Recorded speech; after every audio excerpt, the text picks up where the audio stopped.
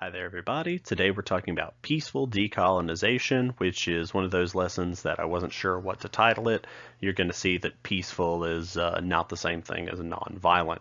Also, got a new headset. Apologies if I'm having issues with my audio. I'll get it figured out eventually.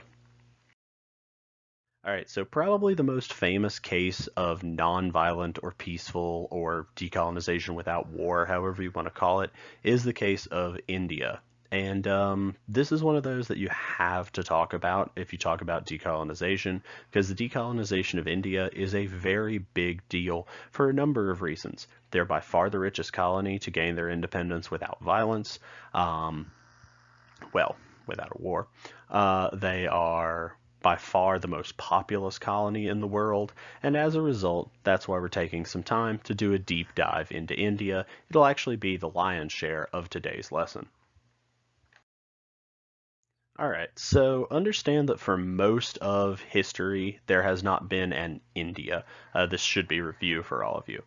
We've seen some empires, actually in this class, we've pretty much only seen one empire try to bring some unity to the Indian subcontinent. But for the most part, India was a collection of states, a patchwork, people grouping themselves by language or religion or caste.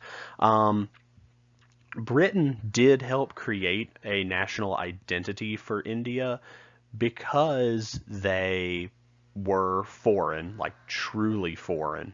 Um, and they didn't even try to assimilate into Indian culture. The Indians themselves begin to coalesce, they begin to unify against their foreign rulers. The other thing is that the British did want to extract the wealth of India, so they do build telegraphs, they build railroads, they force English to be learned in Indian schools, removing a lot of linguistic barriers. And the result is those regional and ethnic divisions that had rent the subcontinent for centuries, probably millennia, begin to decline under British rule. Now, the most important of the United India nationalist movements is the Indian National Congress. It's Hindu-led, it's upper class, most of its membership are educated, and they are dedicated to increasing Indian presence in Indian politics, not an armed rebellion, and initially not even kicking the British out of India. They want more inclusion, they don't want Britain to leave. In a surprise to absolutely no one, the group is pretty small, and the British ignore them. But that's going to shift due to World War One. The British, like they did in the Middle East, promised a lot of nice things in exchange for Indian service in the war. Um, After the war, they really did not give the self-governing institutions that they had promised. They did not let India be more Indian. The result, of course, is a demand for change. British attacks on the Ottoman Empire got the Muslim population, which is a minority, but it's a very large minority in India, British India, of course. You also see acts of repression, the most famous of which is pictured here, the 1919 Amritsar massacre. The other thing is the Indian National Congress got a new leader early in the 20th century. Mohandas Gandhi is one of the most famous figures of the 20th century. I feel very comfortable presuming that all of you have at least heard of him. He was born in 1869 to a merchant family. He is an incredibly revered figure throughout the world. He was actually a pretty complicated guy. Um, there's a lot of stuff out there about Gandhi that pretty much makes him to be a flawless living person. He was very, very human. And you would do well to remember that in addition to his triumphs, he did have failings. We'll talk about some of those. I don't want you to think I'm denigrating Gandhi, but you do need to understand that you cannot take only the good of a person's viewpoints and stance and ignore the bad. In 1893, He had taken a position as a lawyer in South Africa, which, being British controlled as well, actually had a very large Indian community. But he begins to encounter overt racism for the first time, especially in the train system. And he begins to organize nonviolent protests against British rule and against racism in South Africa. In 1915, he heads back home to India and utilizes the strategies that he'd used in South Africa to start rallying the Indian independence movement. And the results are nothing short of spectacular. People from all castes tended to glom onto Gandhi's ideas.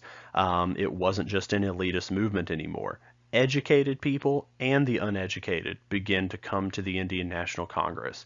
Conservatives and liberals begin to move in to this sphere of influence, and really remarkably, a large contingent of India's religious minorities, not just Muslims, but also Christians, Buddhists, even India's fairly small Jewish community, a lot of them begin to pull into Gandhi's coalition against the British rule. Now, please keep in mind, a lot is not the same thing as all. Keep that in mind. Okay, so ultimately, Gandhi wanted the British out of India, but he also held one of those viewpoints that not a lot of people talk about.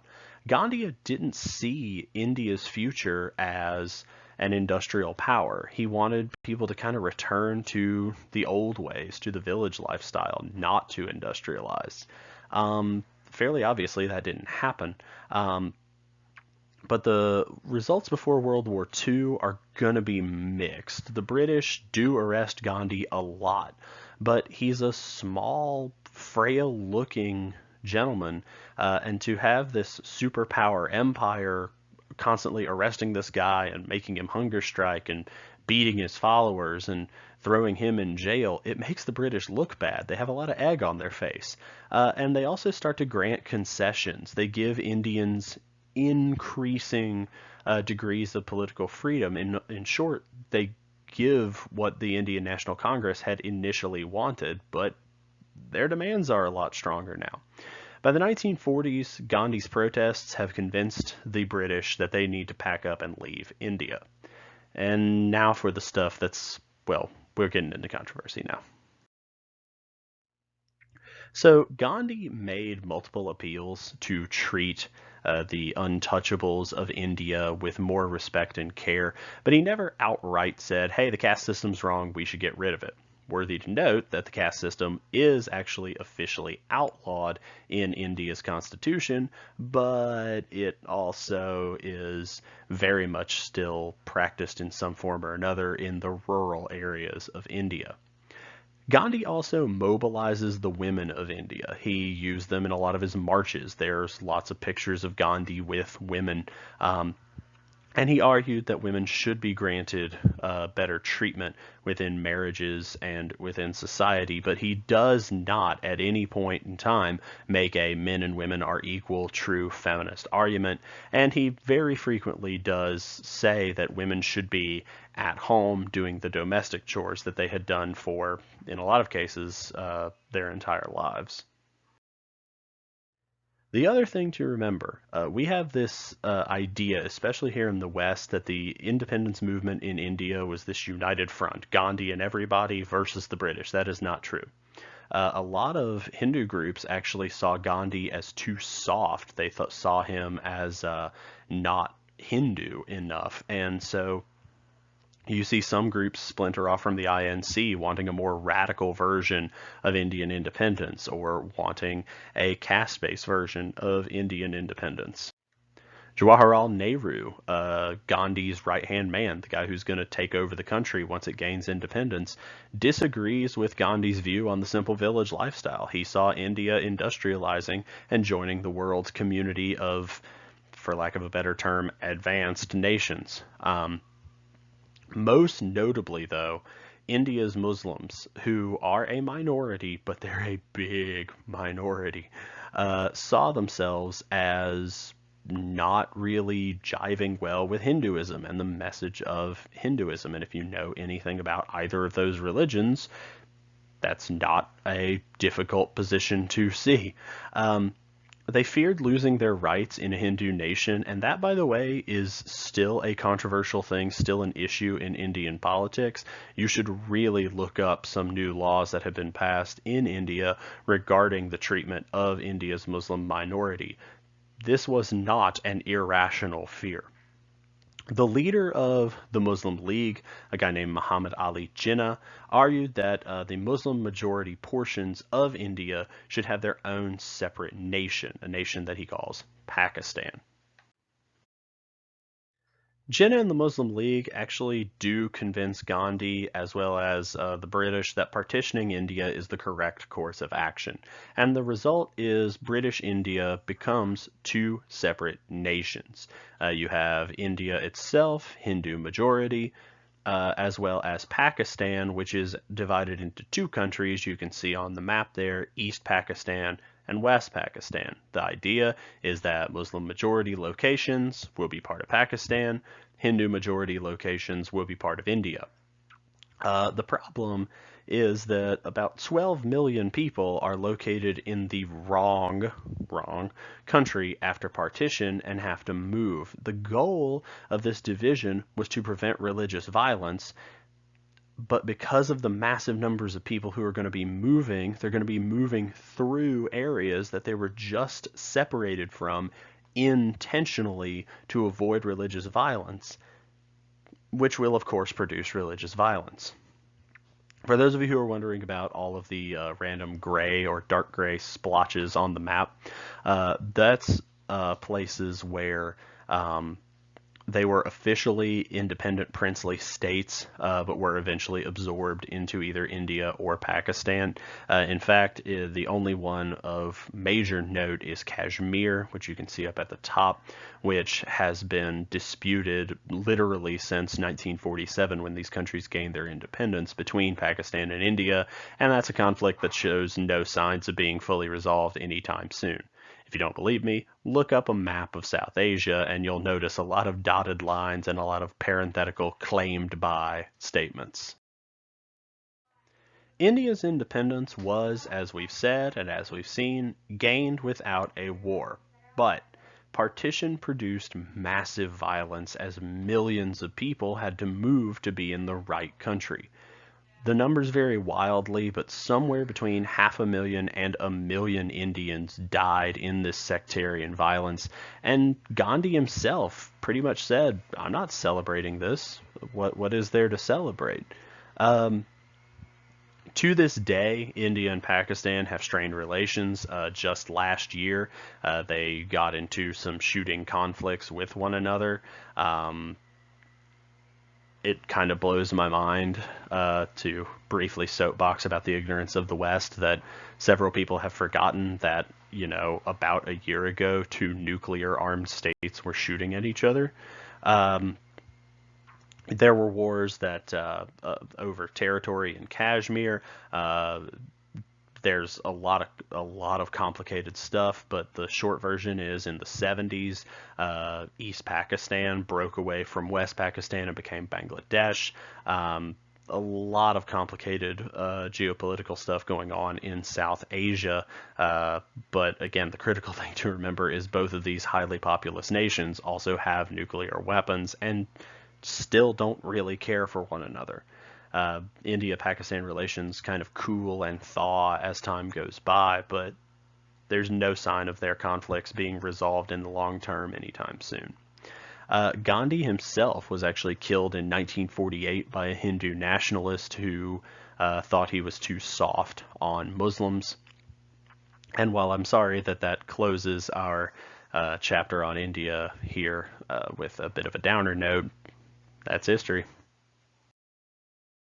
All right, so we're going to take a quick look at a couple of places in Africa that decolonized nonviolently. We're not going to do a super deep dive on them, not because they're not important, not because they're not interesting, but because we did our deep dive into India, so we need to look at how this happened with relative speed. All right, so Ghana. Ghana was the first sub-Saharan African nation to gain its independence. It negotiated it from the British in 1957. The result of this is a big deal because it takes place due to UN negotiations, and it is led by a guy named Kwame Nkrumah, who does have a controversial legacy. He leads Ghana to independence. He makes a bunch of really interesting, really cool speeches about the goals of this newly independent nation, about Pan-Africanism, about getting Europeans out of Africa. But he is later accused of corruption, and he is actually booted from Ghana after he attempts to make it a one-party state and pretty much become a dictator. Nkrumah's legacy is complicated. It's controversial. You should really look more into it because we simply do not have the time to address it. But whether or not you perceive Nkrumah to be a hero or a villain, you have to acknowledge both the good and bad of what he did. French West Africa is a lot more cut and dry. Its West African colonies were let go with relative ease, partially because the French had never moved there in large numbers. Existing African states, existing African power structures were used to control the region, and when the leaders of those African power structures began to demand independence, France couldn't hold on to it.